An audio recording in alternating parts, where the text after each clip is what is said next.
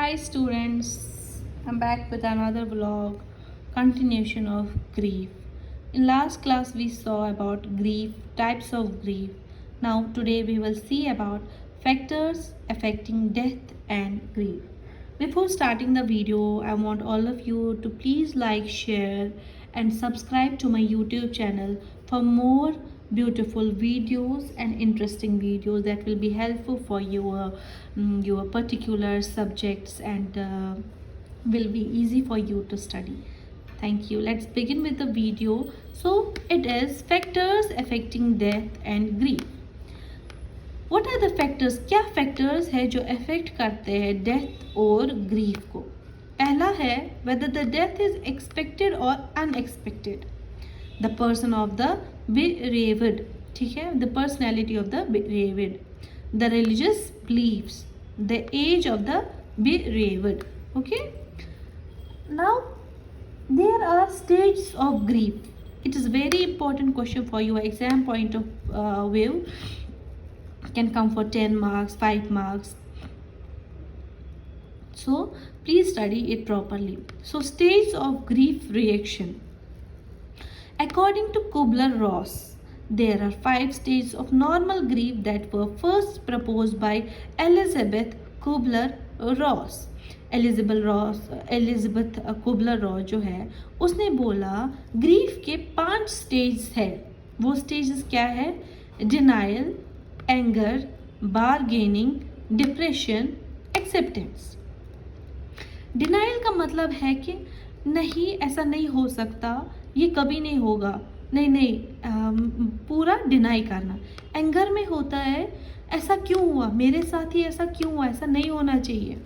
Bargaining का मतलब होता है O God please don't do this to me, please I will pray, I will do this, I will do that, please God don't do this to me. So bargain. Depression, what will happen? Keeping quiet, isolation, acceptance. Now it happened, I can't change it, so it is called as acceptance. Okay, now I will tell you in detail. What is denial? It is a normal reaction to rationalize overwhelming emotions. It is a defense mechanism that buffers the immediate shock. It is a conscious or unconscious refusal to accept facts, information, reality, etc. ठीक है. जो denial है ये बहुत overwhelming emotion है कि इंसान नहीं कर पाता है ये एक्सेप्ट कि ये ऐसा हो गया क्या. ठीक, तो ये जो है ये डिनाइल, इसकी वजह से वो शॉक आ जाता है, सडन शॉक कि ऐसा कैसे होगा. ये डिनाइल जो है ये कॉन्शियस भी हो सकता है, अनकॉन्शियस भी हो सकता है. तो क्या हो सकता है, मतलब क्या कॉन्शियस है, अनकॉन्शियस हो सकता है, रिफ्यूज़ल हो सकता है टू एक्सेप्ट द फैक्ट कि मुझ में कैंसर है, I am going to die, this is my last time. So to accept the fact and the reality. Next is anger. Now second stage of Kubler's theory है anger. इसने बोला anger में क्या होता है कि people dealing with emotional upsets can be angry with themselves और with others, especially those close to them. इसमें जो पर्सन है वो बहुत ज़्यादा एंग्री होता है, खुद से या दूसरों से भी. Next is bargaining. The third stage involves the hope that individual can somehow undo or avoid a cause of grief. कि मतलब इसमें जो पर्सन है वो बहुत ट्राई करता है कि मैं इस सिचुएशन से निकलूँ, कुछ भी करता है, मतलब वो कोशिश करता है हर एक वो चीज़ करने की जो इसको इस सिचुएशन से बाहर निकाले. The normal reaction to feeling of helplessness, vulnerability is often a need to regain control. This is a weaker line of defense to protect us from the painful reality. कि ये इंसान reality को accept नहीं करना चाहता है. He wants to run away from the reality. Next is depression. It is the fourth stage. कि मतलब इसमें क्या होता है, the grieving person begins to understand the uncertainty of death. It is natural to feel sadness, regret, fear, uncertainty. It shows that the person has at least begin to accept the reality. मतलब person पूरा depression में चला जाता है, समझ नहीं आता है क्या करना है, और वो क्या बोलता है, वो एक्सेप्ट नहीं होता है तैयार करने को reality. Next is the acceptance. In this stage, individual begins to come to terms with the mortality of inevitable future or that of a loved one or any tragic event. This stage varies according to the person's situation. This phase is marked by withdrawal and calm. This is not a period of happiness and must be distinguished from depression. इस period में क्या होता है, हर एक acceptance is different for different persons. Some persons accept very fast that this is going to happen, while others take time to accept the situation. So in this type, in this stage, the person like withdraws, he becomes calm, and he tries to accept the reality. Okay, this is going to happen. Okay. Next is symptoms of grief. So symptoms include feelings, cognitions, physical sensation, behaviors. Understood? So we will see the symptoms. Feelings में क्या होता है कि grief में जो feelings होती है एक पर्सन की, वो होता है सॉरो, दुखी रहना, फेयर, एंगर, गिल्ट ऑफ और सेल्फ अप्रोच, एंजाइटी, लोनलीनेस, अकेले रहना, फैटीग, बहुत टायर्ड रहना, helplessness, hopelessness, yearning. Next is cognition. Cognition का मतलब थॉट पैटर्न, कैसा अब ये सोचता है, इसका दिमाग का हालत क्या रहता है, थॉट्स कैसे आते हैं. सो डिसबिलीफ, वो बिलीव नहीं करना चाहते, कन्फ्यूजन रहता है, मेमोरी प्रॉब्लम्स रहती है, प्रॉब्लम्स विद डिसीजन मेकिंग, ये कोई डिसीजन नहीं ले पाता है, इनएबिलिटी टू कंसंट्रेट किसी भी चीज़ पे, feeling the presence of the डिकीज, कंटिन्यूसली सोचना उस इंसान के बारे में जो अब इसके साथ नहीं है. फिजिकल सेंसेशन में क्या रहता है, हेडेक रहता है, नॉशिया रहता है, मतलब नॉशिया वॉमिटिंग रहती है, tightness in the chest and throat, insomnia, oversensitivity to noise, sense of depersonalization, nothing seems real. Sense of depersonalization का मतलब होता है कुछ भी सच नहीं दिखता, सब कुछ झूठ लगता है. He feels he is in a dream. Feeling short of breath, like choking sensation, गले में लगना कि मतलब कुछ अटक गया है, I'm not able to breathe. Muscle weakness, lack of energy, dry mouth. Behaviour में क्या होता है, बहुत ज़्यादा रोता रहता है ये इंसान, फ्रीक्वेंट साइंग, देखना और देखना, distance from people, absent mind रहता है, समझ मतलब physically he will be here and mentally he will be somewhere else. Dreams of the डिकीज, he will continuously dream of the person he has lost. Keeping in the डिकीज room intact, अब उस डिकीज के room में बहुत आना जाना रहता है. Loss of interest in regular life events, wearing objects that belong to the deceased. So frequent, intense or prolonged exposure to grief and loss places nurses at risk for developing compassion fatigue. Compassion fatigue describes the physical, emotional, spiritual exhaustion resulting from seeing patients suffer. So because of because of these patients who are dealing with grief, and the nurses who are taking care of the patients dealing with the grief, they can go under a condition called is compassion fatigue.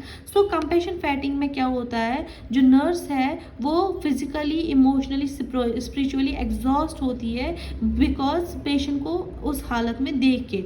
सो उसकी वजह से क्या होता है कि nurse जो है वो नहीं कर पाती है focus to empathise with the people. Okay, now another topic is type of care for terminally ill clients. अब जो पेशेंट्स टर्मिनली इल होते हैं, बहुत लंबे समय तक इल होते हैं, cancer patients, AIDS, HIV AIDS patients, उनमें हम लोग क्या केयर दें. सो उनमें हम लोग देते हैं दो तरीके का केयर, एक तो है पैलिएटिव केयर, दूसरा है हॉस्पिस केयर.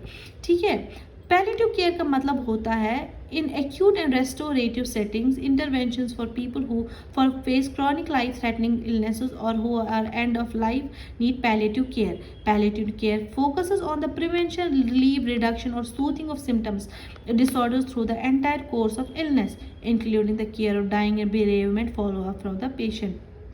पैलिएटिव केयर का मतलब मेनली फोकस करना होता है कि ये पेशेंट में अब कैंसर है, फाइनल स्टेज है, अब इसका मतलब कभी भी टाइम नज़दीक हो सकता है, बट इस during that time we need to at least give patient what to say that relief, at least relief we need to make his end days very easy so that उसका disease का जो ये है severity वो हम reduce करें, ठीक है।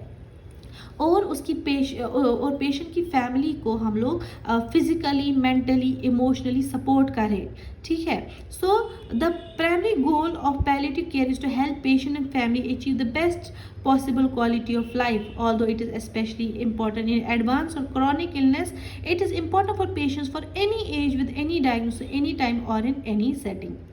Next is hospice care. Hospice care is a philosophy and a model for care of terminally ill patients and their families.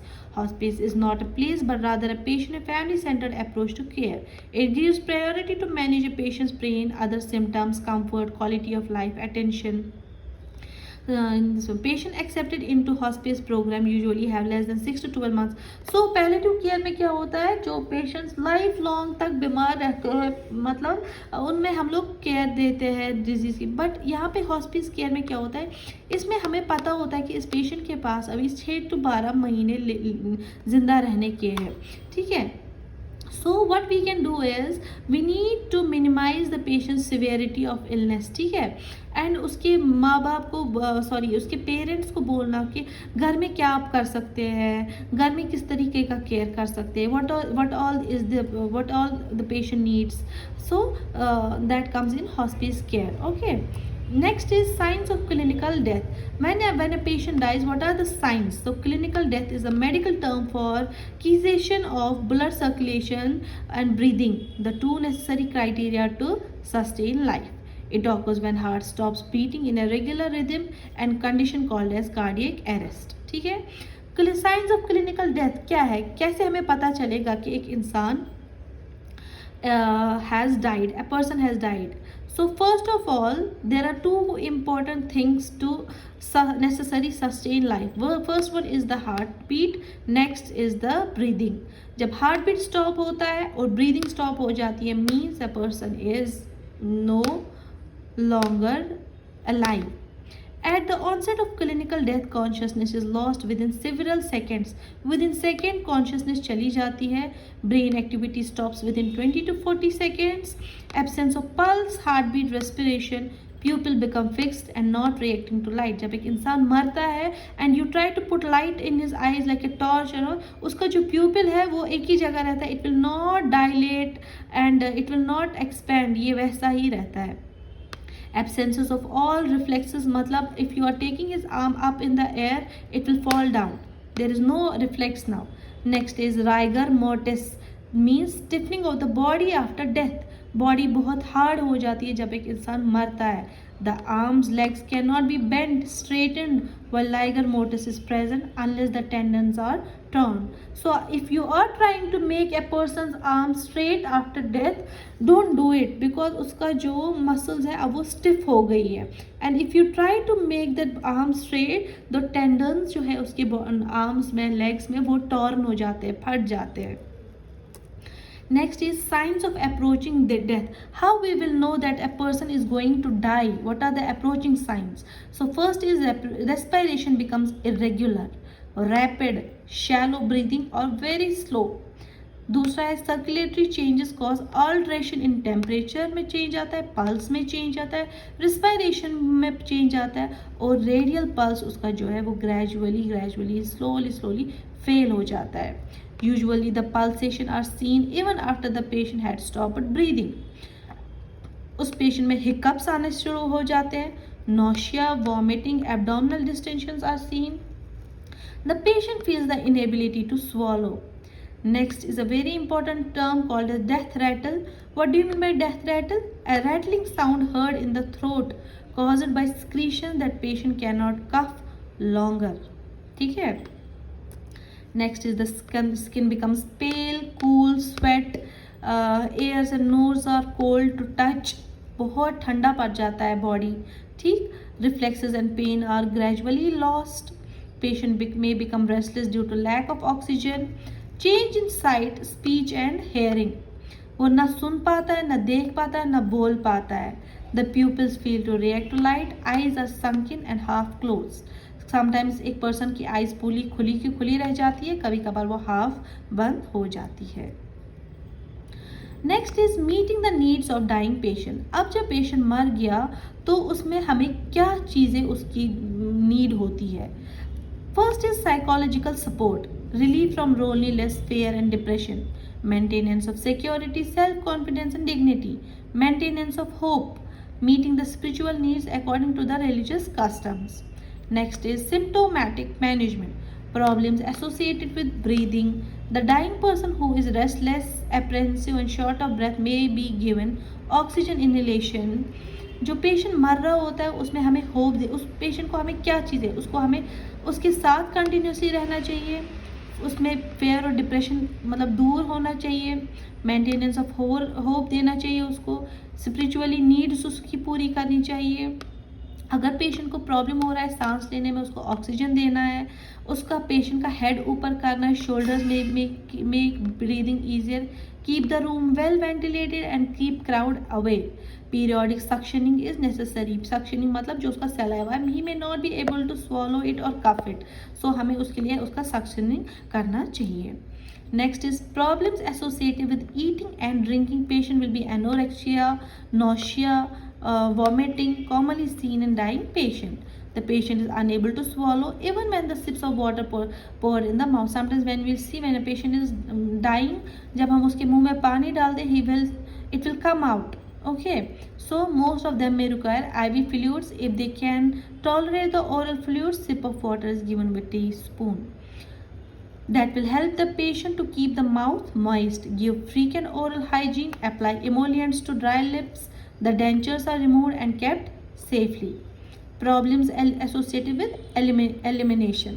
अब जो पेशेंट है जो मतलब बहुत बीमार है, बहुत सी we can say he is going to die, उसमें कॉन्स्टिपेशन रहता है, रिटेंशन ऑफ यूरिन रहता है, यूरिन बाहर नहीं आता है through urinary bladder, and incontinence of urine and stool are some of the problems faced by the patient. So in this case what we can do is we can put him on catheter. So urinary catheter has to be done. Through skin and perineal care is to be given to keep the patient clean and prevent skin breakdown. Next is problems associated with mobility. जो patient जो है bed पे है, मतलब he is about to die, he will not be able to walk, get up. So for these patients we need to do frequent skin care should be given with particular attention to the pressure point. Otherwise patient में क्या होगा, अगर वो prolonged time तक बहुत देर तक bed पे लेटा रहेगा, उसका प्रेशर पॉइंट जो है बैक्स, थाइज, सो शोल्डर्स में क्या हो जाएगा, बेड सोर हो जाएगा या अल्सर्स बन जाएंगे, जो इसकी वजह से उसमें पस हो जाएगा और पेशेंट में और ज़्यादा कॉम्प्लिकेशंस बढ़ जाएंगी। Patient should be comfortably placed and their position frequently changed in the bed to prevent bed sores or bed ulcers. Next is problems associated with sense organ.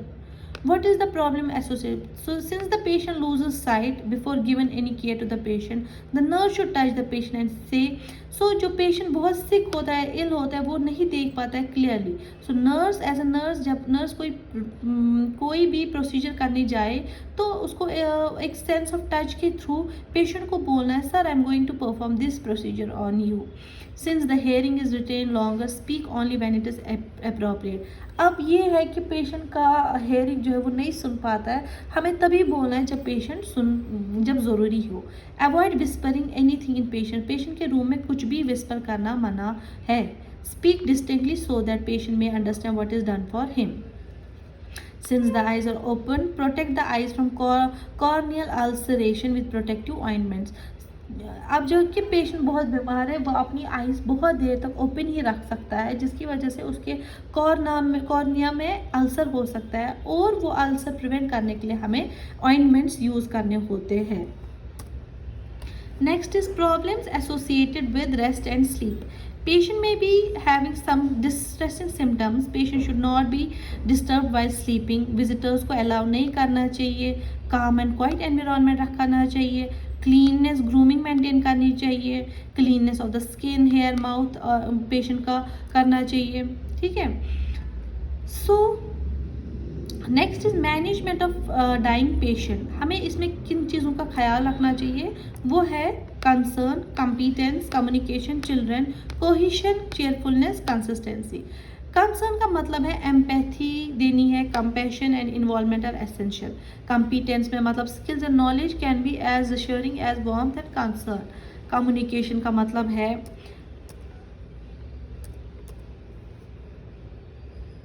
communicate, allow patient to speak their minds, to get to know them. Children's, if children want to visit the dying, it is generally advisable they bring consolation to dying patients.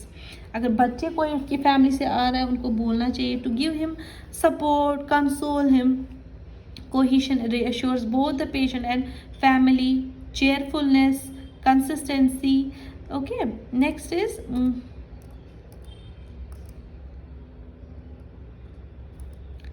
care of the body after death. After the physician has pronounced death, अब doctor ने declare किया है कि patient is no longer live, so what are the things we need to do for the patient? An autopsy consent may be requested and obtained if required. If the patient is to be an organ donor, arrangement will be made immediately. The family often wishes to view the body before final preparation are made. They may be allowed. If the patient had any valuables, they are handed over to the relatives. Make body as natural and beautiful as possible. Perform his last duty tenderly. Protect other patients from unpleasant sights and sounds which could frighten them. Now, what are the articles to clean the dead body?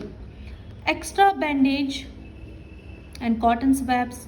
Perineal means genital areas को clean करने वाले pads and sheets. Restraints of jaws, hands and legs. Pairs of gloves, thumb forceps, patient's own set of clothes. Then post-mortem care. So rigor mortis and algor mortis. What is rigor mortis and rigor mortis? I said it is the stiffening of the body that occurs about 2 to 4 hours after death. A rigor mortis starts in involuntary muscles like heart, bladder and so on. Then progresses to the head, neck, trunk and finally reaches the extremities. Now what is algor mortis? It is the gradual decrease of the body's temperature after death. Decrease होना, ठीक है, when blood circulation terminates and hypothalamus ceases to function, body temperature falls about 1 degree Celsius to 1.8 degree Fahrenheit. After so these things we need to see. Next is changes in body after death, that we saw. Rigor mortis हो जाता है कि मतलब body stiff हो जाती है. Elgar mortis हो जाता है कि टेम्परेचर डिक्रीज होता है. लाइवर मोर्टिस होता है dependent parts of the body become discoloured, bluish discolouration of the skin हो जाता है, ठीक है. The discolouration is a result of blood pooling as the haemoglobin breaks down. Okay, next is advanced directives. These are usually done in like patients who are in coma and what to say, like patients allows you to make a refusal of treatment in advance of time when you can communicate your wishes or don't have capacity to make a decision. It only comes into effect if either or these situations occur. So next is so next class we will see about euthanasia. So what does it mean? Okay, so next class we are going to see this. Thank you, hope you like this video. Comment, follow and subscribe.